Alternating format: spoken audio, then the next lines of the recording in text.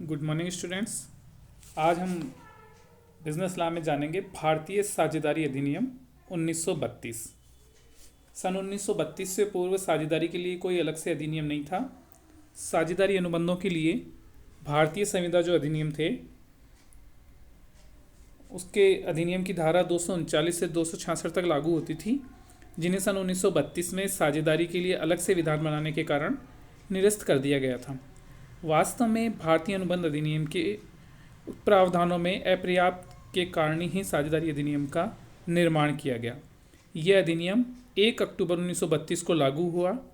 इस अधिनियम में कुल 74 धाराएं, 8 अध्याय तथा 1 अनुसूची थी। अब हम जानेंगे सबसे पहले कि साझेदारी होती क्या है, साझेदारी की डेफिनेशन क्या है। भारतीय साझेदारी अधिनियम 1932 की धारा 4 के अनुसार साझेदारी उन व्यक्तियों के पारस्परिक संबंध को कहते हैं जो ऐसे कारोबार के लाभों को आपस में बांटने के लिए सहमत हुए हैं जिसे उन सभी के द्वारा अथवा उनमें से किसी एक के द्वारा उन सभी की ओर से चलाया जाता है।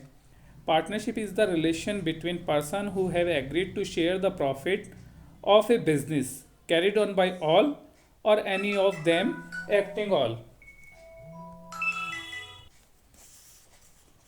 इन परिभाषाओं से ऐसा स्पष्ट होता है कि साझेदारी एक ऐसा व्यवसाय है जिसे या तो सभी साझेदार मिलकर के चला सकते हैं या उनमें से उनकी ओर से कोई एक व्यक्ति या एक से अधिक व्यक्ति साझेदारी के व्यवसाय को चला सकता है या उसका संचालन कर सकता है उन सभी की ओर से। मतलब साझेदारी प्रत्येक सदस्य साझेदार कहलाता है और उनका जो संगठित रूप होता है उसे फर्म कहते हैं। जिस नाम से फर्म का कारोबार चलाया जाता है उसे फर्म का नाम कहते हैं और साझेदारों के बीच जो पारस्परिक संबंध होता है उसे साझेदारी कहते हैं। अब साझेदारी के लिए क्या आवश्यक डेफिनेशन तो हमने देख ली, क्या आवश्यक लक्षण हैं। तो सबसे पहली जो आवश्यकता है साझेदारी होने के लिए 2 या 2 से अधिक व्यक्तियों का होना। साझेदारी की स्थापना के लिए कम से कम 2 व्यक्तियों का होना अनिवार्य है।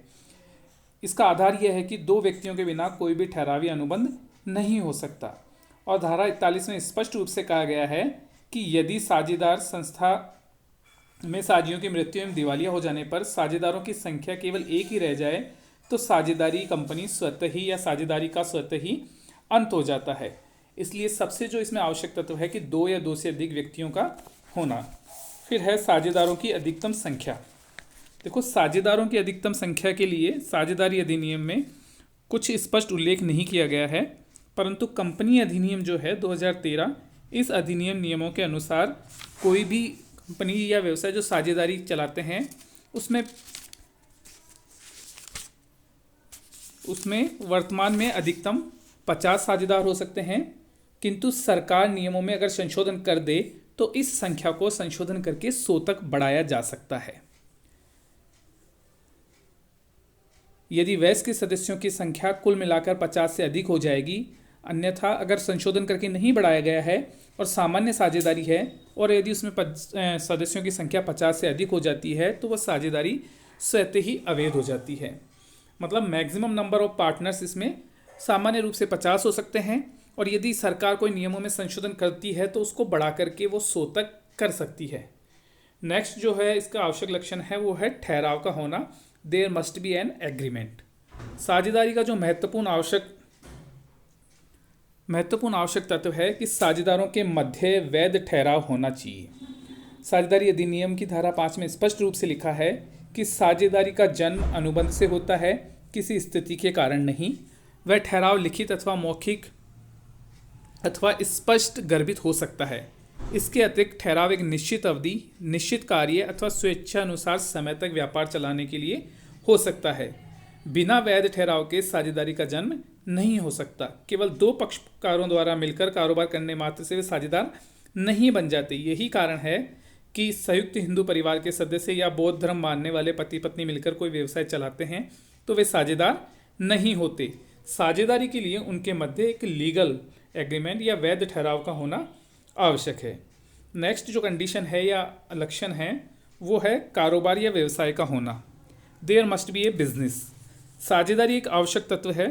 यह है कि साझेदारों की किसी कारोबार के संबंध में होनी चाहिए साझेदारी। बिना कारोबार के साझेदारी का निर्माण नहीं हो सकता। मतलब जो भी व्यक्ति साझेदार बन रहे हैं वो किसी कार्य को या कारोबार को करने के लिए बन रहे हैं, अन्यथा वे केवल साझेदार वैसे बनना चाहें कि कोई उनके बीच कोई कारोबार नहीं है तो उसको साझेदारी नहीं माना जाएगा। नेक्स्ट है कारोबार के लाभों को आपस में बांटना। साझेदारी के अंतर्गत कमाए जाने वाले लाभों का साझेदारों में बंटवारा होना चाहिए। यहाँ सहज ये प्रश्न उठता है कि साझेदार किस अनुपात में लाभ का बंटवारा करें। इस संबंध में साझेदारों का आपसी ठहराव अधिक महत्वपूर्ण होता है। यदि उन्होंने आपसी ठहराव द्वारा किसी लाभ विभाजन का अनुपात को तय कर लिया है तो साझेदारों को लाभ उसी अनुपात में बांटा जाएगा। यदि ठहराव नहीं किया है तो ठहराव के अभाव में साझेदारों को समान अनुपात में लाभ का विभाजन किया जाएगा।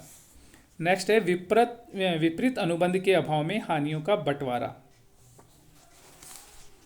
यदि साझेदारों ने कोई विपरीत अनुबंध नहीं किया है तो साझेदारों को फर्म की हानियां भी लाभ के अनुपात में ही बांटनी पड़ती है, किंतु यदि किसी स्पष्ट अनुबंध के अंतर्गत किसी साझेदार को हानि के दायित्वों से मुक्त कर दिया जाता है तो वह साझेदार हानियों के लिए उत्तरदायी नहीं होगा। नेक्स्ट है कारोबार का संचालन सभी साझेदारों द्वारा अथवा उनमें से किसी एक के द्वारा होना चाहिए। साझेदारी का संचालन समस्त साझेदार भी कर सकते हैं या उनकी सहमति से किसी एक साझेदार द्वारा किया जा सकता है। तात्पर्य यह है कि साझेदार के संचालन में सभी साझेदारों द्वारा सक्रिय रूप से कार्य करना आवश्यक नहीं है। अधिक स्पष्ट रूप से ये कहा जा सकता है कि यदि कोई साझेदार कारोबार प्रबंध में प्रत्यक्ष रूप से भाग न ले तो भी वह साझेदार माना जाएगा। मतलब वो डायरेक्टली अगर कोई इन्वॉल्व नहीं है उसमें, बिजनेस में उनके साथ कार्य नहीं कर रहा है, फिर भी वो साझेदार है, और सक्रिय है तब तो वो साझेदार है ही। सक्रिय होकर भी साझेदार हो सकता है और सक्रिय नहीं भी है तब भी हम उसको साझेदार मानेंगे। नेक्स्ट आता है साझेदारों की दोहरी भूमिका अर्थात पारस्परिक एजेंसी। साझेदारी फर्म में सभी साझेदारों द्वारा कारोबार के संचालन में सक्रिय रूप से भाग लेना आवश्यक नहीं है। इसके कारोबार का संचालन सभी के द्वारा अथवा उनमें से किसी एक के द्वारा सभी की ओर से किया जा सकता है, किंतु जो सक्रिय साझेदार फर्म के कारोबार में हिस्सा लेते हैं उनकी भूमिका दोहरी होती है। मतलब प्रत्येक साझेदार फर्म का स्वामी तो होता ही है, किंतु जब फर्म की ओर से अन्य पक्षकारों के साथ अनुबंध करता है तो फर्म की एजेंट की स्थिति में भी होता है। इस प्रकार प्रत्येक साझेदार फर्म का स्वामी तथा फर्म का एजेंट दोनों ही स्थितियों में होता है। असीमित दायित्व अनलिमिटेड लायबिलिटीज। प्रत्येक साझेदार का दायित्व असीमित होता है। यह दायित्व उसका साझेदार तथा व्यक्तिगत दोनों स्थिति में होता है। साझेदार को फर्म के प्रत्येक दायित्वों को जो उसके हिस्से का है चुकाने के लिए बाध्य किया जा सकता है। व्यक्तिगत रूप से उसका दायित्व और भी अधिक हो जाता है, अर्थात संस्था के ऋणदाता चाहें तो किसी भी साझेदार को समस्त ऋण की राशि के भुगतान के लिए बाध्य कर सकते हैं। नेक्स्ट आता है हित का अंतरण, नॉट ट्रांसफर ऑफ शेयर। साझेदारी फर्म का कोई भी साझेदार जब अपने हित का अंतरण करना चाहे तो वह अन्य समस्त साझेदारों की सहमति के बिना अपने हित का अंतरण नहीं कर सकता। मतलब सहमति के बिना नहीं कर सकता, और कुछ ऐसी परिस्थितियां होती है जहां सभी साझेदार सहमत हो जाएं तो वो अपने हित का अंतरण कर सकते हैं। फिर है सर्वसम्मत निर्णय। साझेदारी फर्म सभी महत्वपूर्ण निर्णय सर्वसम्मति से किए जाते हैं, किंतु जो महत्वपूर्ण कार्य नहीं है उनके लिए निर्णय बहुमत से लिए जाने की आवश्यकता नहीं है। नेक्स्ट है साझेदारी का अस्तित्व। साझेदारी का अस्तित्व साझेदारों पर आधारित होता है। साझेदारी फर्म साझेदारों के पृथक अस्तित्व नहीं होता। सभी साझेदारों में से कोई भी साझेदार अलग हो जाता है या अनुबंध करने के अयोग्य हो जाता है, जैसे मान लो कि पागल हो गया, दिवालिया हो गया या अन्य कोई कारण हो गया, तो भारत के उच्चतम न्यायालय ने इस मामले में कहा है कि फर्म का अस्तित्व अस्थिर होता है जिसे कभी भी समाप्त किया जा सकता है। मतलब मान लो दो व्यक्ति साझेदार है, एक साझेदार पागल, दिवालिया हो गया या मृत्यु हो गई तो साझेदारी समाप्त हो जाती है और फर्म समाप्त हो जाती है। नेक्स्ट है निवेश या इन्वेस्टमेंट। साझेदारी संस्था में सभी साझेदारों द्वारा पूंजी लगाना अनिवार्य नहीं होता।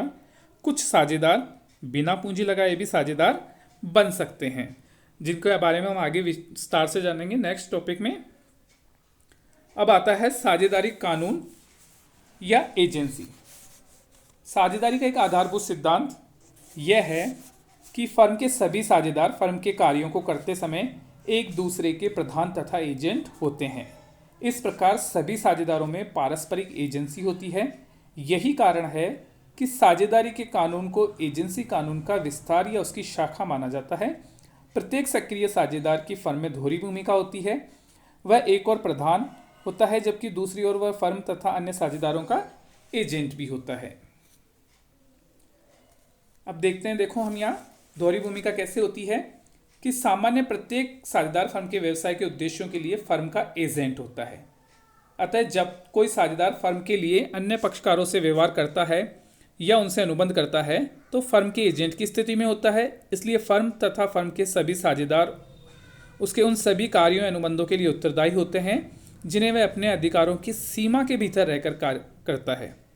एक प्रधान के रूप में प्रत्येक साझेदार फर्म का संयुक्त स्वामी तथा अन्य सह साझेदारों का प्रधान होता है। इसलिए वह अपने किसी अन्य सह साझेदारों द्वारा किए गए कार्यों एवं अनुबंध के लिए अन्य पक्षकारों के प्रति उत्तरदायी होता है। तो ये हमने जाना कि साझेदारी क्या है, उसकी परिभाषा क्या है और साझेदारी के लिए कौन से आवश्यक तत्व